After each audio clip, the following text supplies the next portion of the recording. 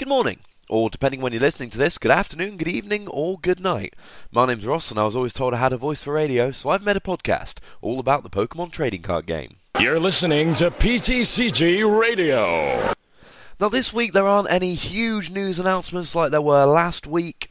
There's nothing particularly going on that's hugely special, so what I'm going to be talking about this week is Battle Roads in general.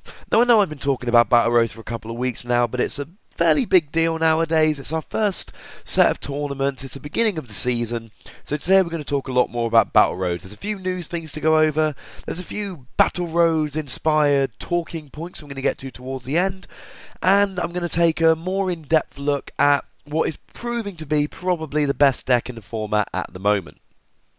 First, there are another new batch of EXs. Now I know I only went over a bunch of new ones last week, but there are 4 new ones that have come in pre-packaged decks in Japan that are worth having a look at. The first one of these is Zapdos EX. Now this is a Plasma Pokemon. Being Zapdos, it's weak to Electric, which is potentially bad, but it's also resistant to Fighting. Now this is pretty good because most Electric Pokemon you'll be playing with are weak to Fighting, so to have an option which is not only not weak, but is actually resistant to Fighting is pretty darn good. Now Zapdos EX doesn't have an ability, but it has 2 attacks. The first attack, for a Lightning and a Colourless, does 30 damage, which is alright.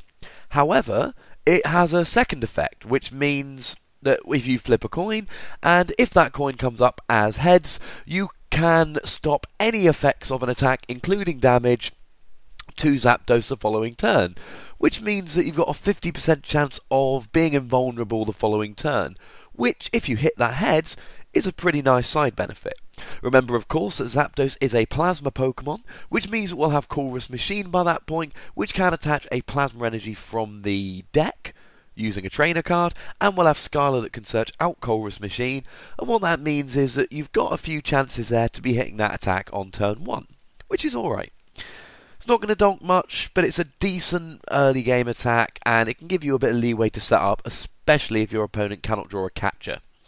Its second attack, for 2 Lightning and 2 Colourless, does 80 damage. Now you should notice this is very, very similar to the Articuno I mentioned last week. 2 of its particular type of energy and 2 Colourless for 80 damage. And it too has an extra effect if you've got a Plasma Energy attached to it. But it just does 40 extra damage, giving you 120 total. This isn't particularly great, because 120 for 4 energy, we've seen better. The one thing it will do is it will automatically one-hit KO a Lugia EX, who is probably going to be big, and a Tornadus EX, who will continue to see play, as well as other things like Kyogre EX, which will be less of a problem. Having said that, if you don't put a Plasma Energy on but you play a Plus Power, it's also going to one-hit KO. And to be honest, Plasma Energy is looking so good at the moment for so many different Pokemon that unless you're using Colress Machine to attach that Plasma Energy to get Zapdos up and rolling a little bit faster, you're probably going to want to use your Plasma Energy elsewhere.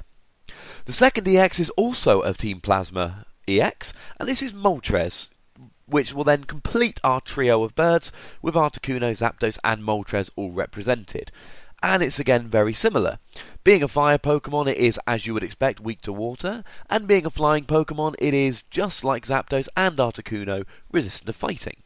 It too has an attack for a fire and a Colourless that does 30 damage. This time you still flip a coin, but if heads you discard an energy attached to the defending Pokemon. Potentially, if you can keep hitting heads, this could be really good, especially against decks that don't have energy acceleration.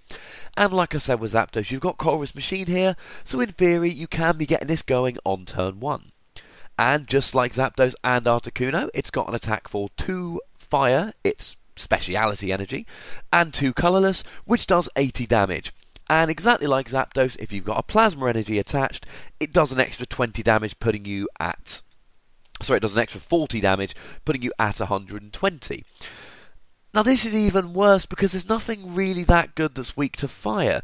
There is Registeel, and there will be Cobalion by this point, but you've also got to remember that you're going to have Klinklang by this point, and pretty much all the metal decks are going to be run with Klinklang, which will make all of your Pokemon immune to Moltres EX, as he'll be an EX.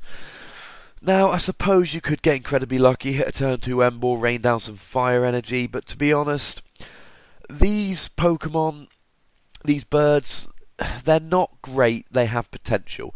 Articuno has the automatic paralysis, that makes it good. Zapdos has a good typing, that makes it good. Moltres doesn't really have anything that separates it from the pack. It's not stellar. It's alright, it's not a terrible Pokemon, but I don't foresee it seeing much play. Now the other two EXs are fairly strange in that they are Black Kyurem EX and White Kyurem EX, and unless I am forgetting something, these are strange in that they are the first two Pokemon to have two EXs. We've already seen a Black and White Kyurem EX in the Japanese set, but we will be seeing it in English in our November set, which means we've got another one to look forward to now of each of them. They're both Dragon, they're both weak to Dragon, etc, etc. They've both got an attack for free colourless energy that does 60 damage. Now that's good because it can be splashed into any deck and it can be used with double colourless energy. And 60 damage isn't that bad, it'll one-hit KO a regular Rayquaza, although if they get free energy on their one-hit KO use, so you need to be careful. It's alright, it's certainly not brilliant. I mean, with a Stadium in play, Tornado CX does 60 damage for just a double colourless, but it's got a bit of potential there. They've both got a bigger attack. Black Kyurem EX for 2 water, a lightning and a colourless does a base 200 energy and asks you to discard free energy. Now this will one-hit KO any Pokemon EX, even if they have Eviolite or Giant Cloak on them, which is fantastic. But it is expensive and water and lightning is an odd mix. Even if you were to put it in, say, an Eels deck, you still need 2 water energy down, and I suppose we will have Ether by this point, which works as Universal Energy Acceleration. That's the trainer card that allows you to reveal the top card of your deck, and if it's an energy, attach it to your Pokemon. But to be honest, 2 water energy, I don't really see that many decks that are going to consistently get 2 water energy out. Good idea, not great. White Kyurem EX has an attack for 2 fire, a water and a colourless, and it does 100 damage with 10 extra damage for each damage counter on White Kyurem EX. Now the base damage there is poor, and in theory it could be doing a huge amount of damage. It could be doing, I believe, a total of 270 if you only had 10 damage left. But to be honest, it's a little bit weak, and again you've got 4 energy, a mix of energy. I mean, you could play an Emboar deck with water energy, but it's just not really that viable. Now the other thing that bears mentioning here is when these were first put out as EX Pokemon, they had specific A-Spec trainer cards, like the Victory piece I talked about with Victini last week. Now I can't remember the names of them, but Black Kyurem EX has an A-Spec trainer, which is a tool, and when attached gives it 300 HP. Now that's pretty good. But actually when you think about it, it's kind of useless, because it's still going to get one-hit KO'd by Rayquaza EX very easily, free energy, in the same way a regular EX would. And there's Tool Scrapper, which means you can put 180 damage on it, use Tool Scrapper to take 2 prizes, and then you can still attack that same turn. I don't particularly like it. White Kyurem EX, however, I see having potential. I've already mentioned its attack that for free colourless, making it splashable into any deck, does 60 damage. But the A-Spec trainer for White Kyurem EX, it's a tool, you attach it, all of your attacks do 50 more damage. That means you're doing a base 110 for free colourless energy. Now that in itself is pretty good. It's not bad for the cost. What is potentially very, very good about this is that is enough to one-hit KO any of the Dragon EXs. Any White or Black Kyurem EX people are playing, although they probably won't be. Giratina EX, which as I'll mention later, is seeing play in Darkrai Hydreigon decks. And Rayquaza EX, which is shaping up to be one of the very best Pokemon in the format. So actually, White Kyurem EX, that splashable attack with his tool, could potentially be very, very playable. Time will tell here, but there's something could be going on there. The other big piece of news, I told you last week about Japanese Black and White 7, the new Japanese set. They have announced the new Japanese set, Black and White 8. Now, it's called Spiral, Force and Thunder Knuckle. The booster pack Pokemon are Deoxys and Thundurus, meaning we will get EXs of Deoxys and Thundurus. And the only other thing I'm going to say about this is, do we really care yet? It's coming out in December, we've got plenty of time, we've got our new set before this, and I've just finished talking about a new Japanese set. And let's face it, we know these Japanese sets are going to keep coming. We know the name, we know there's going to be Deoxys and Thundurus. But give us a break, the new set's only just come out. Now, there's a fair bit of discussion, a few interesting topics to talk about this week. But first, I want to take a more in-depth look at Darkrai Hydreigon. This is certainly in the UK shaping up to be the best deck, and it's been seeing a lot of success in America. It has quite frankly been winning stuff. I talked last week how it was piloted to first place in the Sutton Coldfield Battle Roads by Pokemon Dan himself, Dan Middleton, and to fourth place in that same tournament by Mr. Jack Stewart Armstead, who actually managed to go 5-0 in Swiss with it. So it certainly was the deck to beat, and I think it's only going to see an increase in play. For those of you that don't know, it relies around, surprise surprise, Darkrai and Hydreigon. Hydreigon being a dragon Pokemon that came in our most recent set, 150 HP, weak to dragon, attack which is alright, I believe it does 140 for 2 dark, a colourless and a psychic, and you have to discard 2 dark to do it. In a deck where you're playing Dark Patch and Blend Energy, this is easily doable, and that attack does come in handy, especially in the mirror to one-hit KO opposing Hydreigons. And then of course you've got Darkrai, possibly the best attacker in the format. 2 Dark Energy and the colourless, it does 90 to the active and 30 to any benched Pokemon.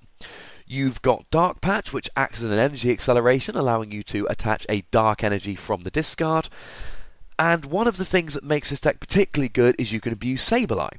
Sableye, for a Dark Energy, has an attack called Junk Hunt. Take 2 trainer cards from your discard, put it into your hand. Now that is especially good considering we don't have Junk Arm anymore. It means you can get an Ultra Ball and a Rare Candy, and you are gonna have a Hydreigon next turn. And yes, your opponent can end you, but regardless, they're still back. Sometimes you can sacrifice a Sableye, knowing your opponent's going to kill it, to get 2 Pokemon catchers back, which will then allow you to take your last 2 prizes. Okay, you've given up a prize, but if that's then going to allow you to win the game, it's worth giving it up. Now, Hydreigon, as well as its attack, has an ability which allows you to move your Dark Energy around the field as you like.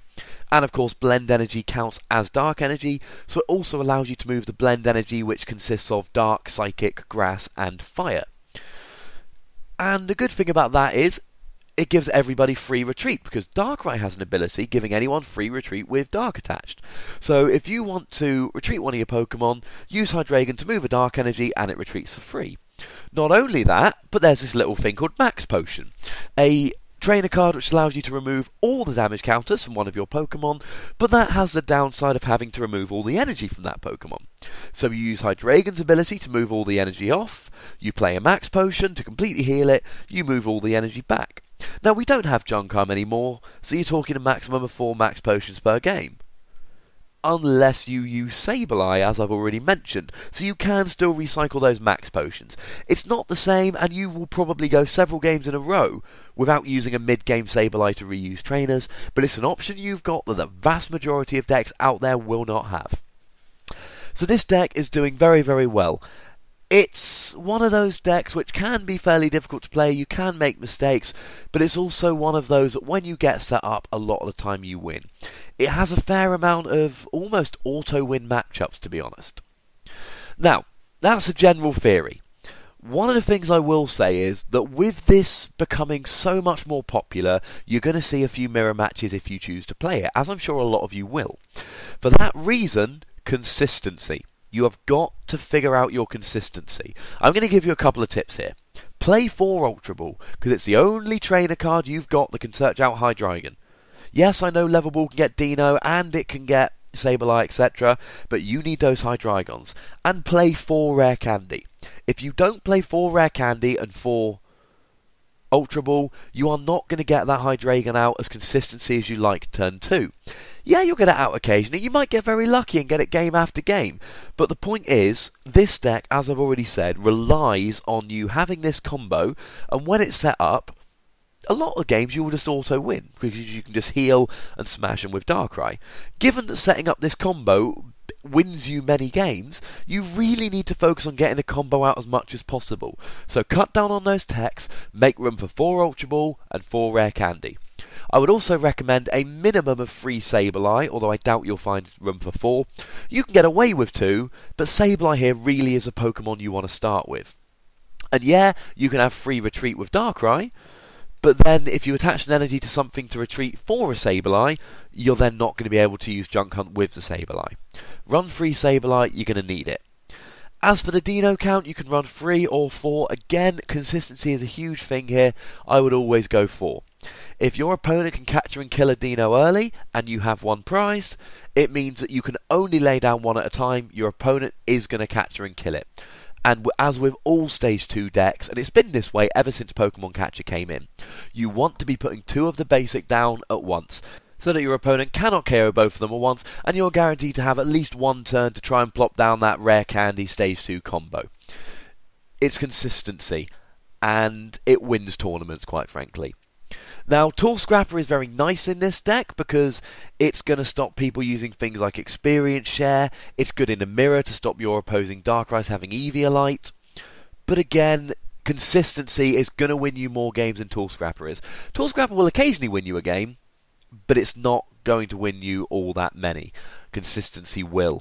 I know Garbodor can come along and shut off abilities, but Garbodor's not seeing a huge amount of play, and where it is, it's not seeing a huge amount of success. You've got Catcher, and you can reuse it again and again with Sableye. So, quite frankly, Garbodor, you should be able to beat Garbodor, because you're going to be faster, because you are going to have the ability to Dark Patch energy on, and then you can just Catcher and hammer away with Darkrai, and you can always use Sableye to get those catches back later on. So I don't think you need Tool Scrapper for Garbodor here. Eviolite, again, is brilliant. It gives you the edge in the mirror if your opponent doesn't play Eviolite, because it means that they're going to be free hitting you at the most. However, and I do repeat this, it is expendable for consistency. Now, as we're talking about techs, one thing that's worth pointing out here, don't forget about Hydreigon's attack. Hydreigon's attack does, if I remember correctly, 140 damage. Which means if you hit something for 90, and then you can put 30 damage on, say, a Tornadus EX or a Mewtwo EX on your opponent's bench, bringing them down to 140, you can get an unexpected one-hit KO with Hydreigon. And I've seen a few games already, and I've only been to a few tournaments, I've seen games already where people are not expecting this, where people don't realise that 30 damage on that Mewtwo leaves it open to a one-hit KO. So don't forget that. Now the other thing to mention here is that there are a bunch of tech Pokemon that fit nicely in here. You are generally going to be running that blend energy with Dark, Psychic, Grass and Fire. Now it is nowhere near as good as a blend energy that has Metal, Water, Lightning and Fighting. That opens up so many better attackers, but we got to make the most of what we've got here. We generally are going to be running the blend energy because we want the option to use Hydreigon's attack and so that we can put extra Pokemon in. So here are the ones you want to consider. The first one is Bouffalant, which actually runs off colourless energy. You don't need blend energy. It does, for free colourless energy, 60 damage. Now I've already mentioned this on the Black and White Kyurem EX. Free for 60 is fine, but it's not great. However, if you are using that against an opposing Pokemon EX, that 60 raises to 120. It's also got Donphan's Old Body, which reduces any damage done to it by 20. Now imagine you've got a Bouffalant up against a Darkrai EX. You hit them for 100 if they've got an Eviolite, they hit you for 70. You one-hit KO them because you hit them for another 100. Even if they've got an Eviolite, it doesn't matter, you will two-hit KO them. Even if they've got a Dark Claw, they'll need a plus power to one-hit KO you if you don't have an Eviolite. Bouffalant is very, very good at matching up against Darkrai. He also gives one-hit KOs against Shaman, which some of your opponents might be playing, especially in the mirror, and against Mew EX, who's starting to see a little bit of play. There aren't, I should say, that many EXs that one-hit KO Bouffalant, and yet Bouffalant automatically two-hit KOs any EX. He can use double colourless energy. Okay, not great in this deck, but good in other decks. And he's going to two-hit KO any EX, whilst probably not being one-hit KO back, as a non-EX Pokemon. So even when they do two-hit you, you ain't giving up more than one prize. That is pretty gosh darn good. Giratina EX is also a pretty good Pokemon. This one was, well, in the UK at least, it was brought to prominence by Pokemon Dan in his Battle Road win, using my Full Art Giratina, which I very graciously lent him. I am, of course, saying that mockingly. Giratina EX, it's very, very good. I believe it does, for a Psychic, a Grass, and a Colourless, it does 90 damage, and it goes through everything. It goes through Eviolite, it goes through Pokemon abilities, as they are now, etc., etc. It still counts with weakness, though. So if you get a Giratina up, it will one-hit KO your opponent's Rayquaza EX, or their own Giratina, or, and here is a very important thing, your opponent's Hydreigon. If you can drop down a Giratina EX, you can get their Hydreigon, and then start hammering away and keep the Hydreigon off the field. Now, I should also mention here that Giratina is starting to increase in play. What that means is that if you drop a Giratina to one-hit KO their Hydreigon, they can then use their Giratina to one-hit you back, and then start taking out your Hydreigon, etc. So be careful here. The other thing is, Giratina needs 2 blend energy. You can't use it unless you've got 2 blend energy down, but neither can your opponent. So if you're in a mirror and you're wondering whether they've got Giratina, try and figure it out. But if you can't figure it out, if they don't have any blend on the field, they cannot get their Giratina going next turn. If they have 1 blend on the field, they can get it going next turn. So do watch out for that. Mewtwo, however, is also starting to see a lot of play. Now, I don't know how I feel about Mewtwo. On the one hand, you've got a deck that can move energy, which brings us to our pre-rotation Shaymin Mewtwo play, where you would drop a Shaymin, move a boatload of energy onto Mewtwo, and just start hammering whatever was in your way. The problem is, Darkrai Hydreigon is a deck that relies on keeping your Pokemon alive and your energy on the field. That max potion doesn't only heal your Pokemon, it keeps your energy on the field. With Mewtwo, you drop all the energy onto it, you take a big KO, and then they can one-hit you back, and you lose all your energy. It's not great. And if you start with it, then any deck that plays Mewtwo can just leave it there and capture and kill it whenever they feel like it late game for a couple of easy prizes. I think Mewtwo is a decent tech, but I think you can do better. Speaking of doing better, Sigilyph. Now, Sigilyph is alright. I think for 2 Psychic and a Colourless, it does 50 plus 10 damage for each energy attached to your opponent's Pokemon. If you're lucky, you can start 2-hitting EXs. You're not really going to one-hit much with that attack. However, it has an ability which means it cannot be harmed by EXs. Which means if you're playing an EX-heavy deck, or possibly an EX-only deck, you stick a Sigilyph down, and that's effectively game. Now, you do need 2 blend energy to get it working, which means if your opponent plays Tool Scrapper, you're in trouble. No, not Tool Scrapper, sorry. If they play Enhanced Hammer, you're in trouble.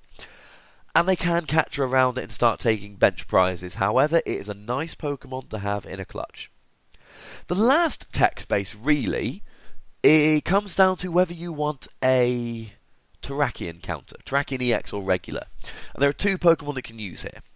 I would argue against Noble Victory's Virizion, because it does 40 for 2 energy, and that means it's doing 80 including weakness, and if you can keep him in the active spot, then yeah, he's going to 2-hit nice and easily, but to be honest, because the attack does more damage if you attack, and then attack with the same thing the next turn. But if your opponent catches a Pokemon, that goes away, and it's really too weak. What is viable is the Emerging Powers Virizion, which for 2 grass and a colourless, which again does leave you in that problem of needing 2 blend energy to use it, it does 100 damage, and you can't choose that attack next turn. However, 100 times by 2 for weakness is enough to one-hit KO a Terrakion EX with Eviolite or Giant Cloak, and obviously a regular Terrakion. If you can get and keep 2 blend energy on the field, all of a sudden Virizion becomes very viable, and it is a Terrakion killer. The other option is Shaymin EX, and this does for a grass energy and a colourless, meaning you only need 1 blend energy to use it. It does, I believe, 30 damage, plus 30 more for each prize card your opponent has taken. And of course you can double that up for weakness. So if your opponent takes 2 prizes, you're doing 180 damage to Terrakion. The problem is, Shaymin has 120 HP, 110 HP I believe in fact, which means it's very, very easily killed. if you start with it, your opponent is going to have 2 prizes off it later in the game. If you're playing against something like a Quad Terrakion deck, it also has a resistance to fighting. So if you're playing against something like a Quad Terrakion deck, yeah, they take a couple prizes, and you're likely to get at least 2 or 3 prizes before they can take him down. If you can have a Hydreigon out healing, you can run through and win the game with that. But it's another one of these Pokemon that's high risk, high reward. It can potentially run through decks that would otherwise give you a lot of trouble one-hitting your Darkrai's, but similarly, it can just give up 2 prizes. As for why Darkrai Hydreigon has gone well, it's got a good matchup against Eels, especially Ray Eels, as long as you can get set up, and it's hard to take down when you can't one-hit KO it. It's also starting to be favoured by good players, and when you get a decent deck being played by good players, it always looks a little bit better. If it wasn't for the fact that the 2 Darkrai Hydreigon got drawn against each other in top 4 in Sutton Coldfield, I believe there is a very high chance we would actually have seen a completely Darkrai Hydreigon final. It's a good deck, it's hard to take down. There are some ways to beat it though. I've talked about how good the deck is, I've talked about how it works, I've talked about how to tech with it. Now how do we beat it? The easiest way, I say easiest, the most obvious way, is take down the Hydreigon. If you can get a deck that attacks turn 1 or turn 2, something with Tornadus EX or an Empoleon deck, you can get going turn 2 and start one-hitting those Dinos, capture and kill them. And if you can take down their Dinos before they get a Hydreigon up, you are then going to be able to 2-hit their Darkrai, 3-hit their Darkrai, but they won't be healing, they're going to have trouble Dark Patching the energy on quick enough, as well as attacking, and without the healing and taking their energy off the field, you're going to end up winning. If you can't take out the Dinos quick enough, maybe you can one-hit the Hydreigon. Things like Zekrom EX, things like Rayquaza EX, things like regular Rayquaza, if you can get free energy on him, or Giratina EX, or Garchomp as long as you've got 2+ powers, or if you've got an Altaria on the bench. All these things can one-hit Hydreigon. And if you can one-hit the Hydreigon, you're into that exact same bountiful moment in that they can't move the energy. So they can't heal, or they can heal, but they're getting rid of the energy. And eventually they're not healing, they're losing their energy, you are going to end up winning that. Another way to do it is just brute force. Something like Terrakion or Rayquaza EX can one-hit KO their Darkrai's. Now if you can one-hit their Darkrai's, then maybe you can just win by KOing Darkrai's. Even if you can't one-hit their Darkrai's, even if you can one-hit their Darkrai's, but they don't drop enough Darkrai's for you to win, that then gives you an opening on the Hydreigon.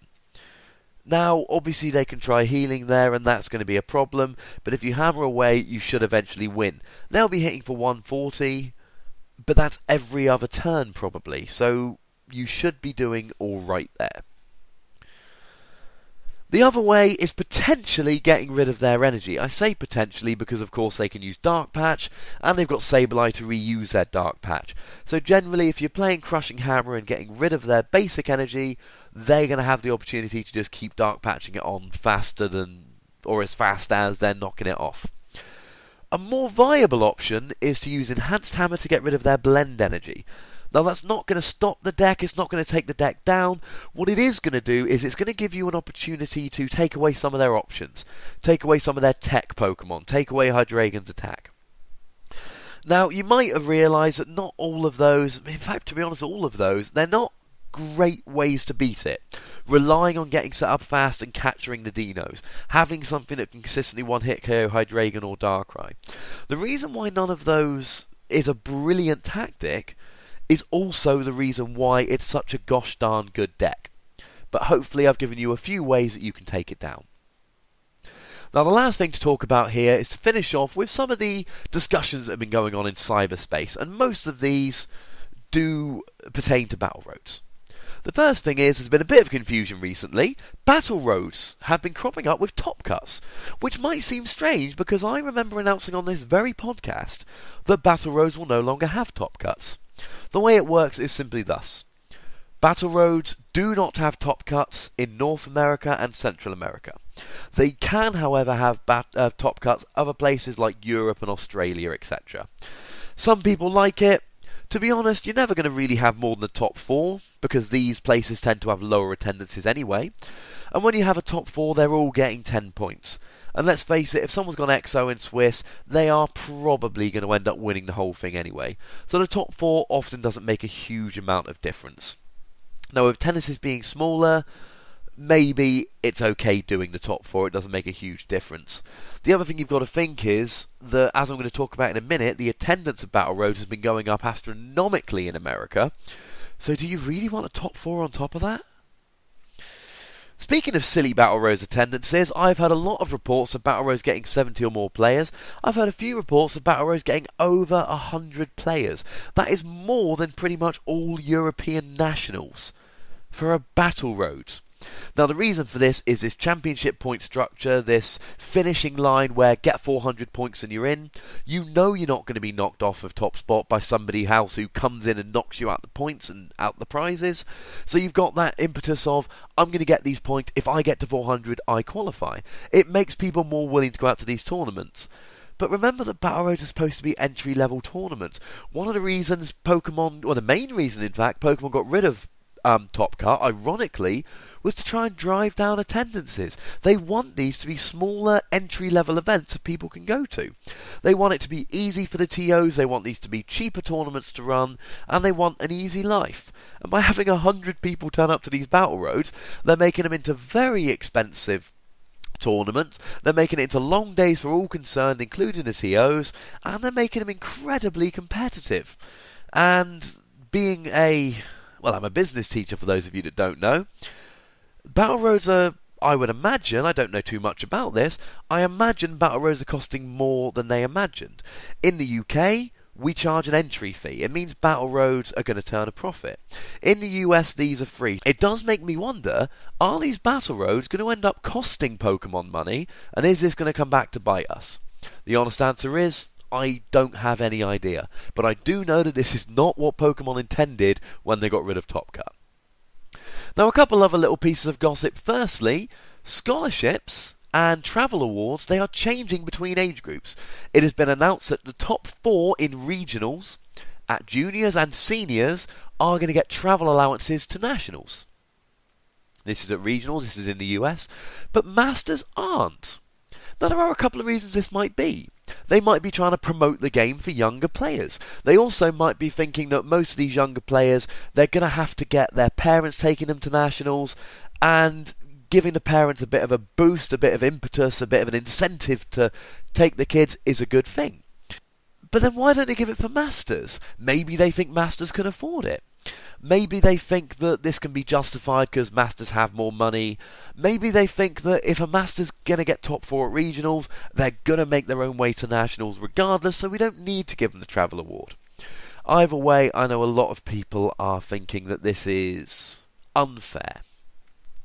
Now, the last little piece of news I've got for you, this isn't news so much, the tins. Now, these tins, I mentioned them before, you get a Darkrai EX promo, Rayquaza EX promo, or Mewtwo EX promo. 3 of the very, very best cards in the format at the moment. Not only that, but you get a packet of Black and White, a packet of Emerging Powers, and 2 packets of Dragons Exalted, and a code which not only gives you the EX promo online, I believe it actually gives you a pack as well. So with the code for Emerging Powers and Dragons Exalted, that's 4 packs and an online EX, as well as all the physical stuff you get. This is a huge bargain. I know a lot of people have bought a bunch of these anyway, but go out and buy them. Show Pokemon that we enjoy what they're doing, that we appreciate what they're doing, and that we will keep buying this product if they put it out. Theme decks I don't think sell particularly well to players, although I know they do sell well to younger people, because they're generally a bit pants, they don't put good Pokemon in. These tins, let's give Pokemon good sales figures. Let's make them think, hang on a second, we need to put all of these good cards out, or not all of them, but a lot of these good cards out as promos, so that we'll sell more product and make more money. Show Pokemon that we care here. Also, it appears we're getting better pull rates in these. Personally, I've bought 6 of these tins. I got 2 EXs in the first 4 tins, none in the last 2 unfortunately. But in every tin I've gotten good stuff. I've gotten an Ability Emboar, 3 Tornadus, a couple of Reshurams, a couple of EXs like I've said. Most of my friends have been getting Catchers, Tornaduses, Full Art Reshurams and Zekroms. We're seeing a pull rate of 1 EX in every 2 or 3 tins. Now that is not an official statistic, that is what I've observed from my friends. But that is still phenomenal. Go out and buy these tints, show Pokemon we care. Now I'm running up to about 35 minutes, so I think that's about enough for this week. We are going to call it to a halt there. Thank you very much for listening as always, and as I keep saying, please get in touch with me. Make sure you subscribe on iTunes if you haven't already. Go to iTunes, search for PTCG Radio, you'll find it very quickly. Click that subscribe button, it will take you a very short amount of time. Find me on Twitter at TheWassy. Please follow me. I'm getting several new follows every week. It makes me feel popular and loved, so please do follow me on Twitter. And tweet me if you've got any questions or comments. I will always reply to them. You can find me on Hotmail at ptcgradio@hotmail.co.uk. And as anyone who's emailed me will tell you, I will get back to you. And again, these emails make me feel loved, so please do keep getting in touch. If you're watching this on YouTube on Pokemon Dan's channel, then firstly, thank you to Pokemon Dan for hosting this. But also, there's a lovely comments bit at the bottom. And what I'm going to do as a little treat in next week's podcast, I'm going to go through YouTube and I'm going to see some of the questions people have been asking, and I'm going to answer them on the podcast next week. Thank you as always to Six Prizes, Deck and Pokemon Dan for the help they've given me promoting this. Next week is going to be a very interesting podcast, hopefully, because I'm going to be getting interviews with Charles Barton, Johnny Hall and Pokemon Dan, who have all won Battle Roads this season, and hopefully I will have an interview with a winner of Nottingham Battle Roads. So if you want to hear from real Battle Roads winners, what they played, why they played it, how they won, if you want tips from winners of how to win, you'll tune in next week. Thank you for listening. This has been PTCG Radio, and I've been Ross Gilbert.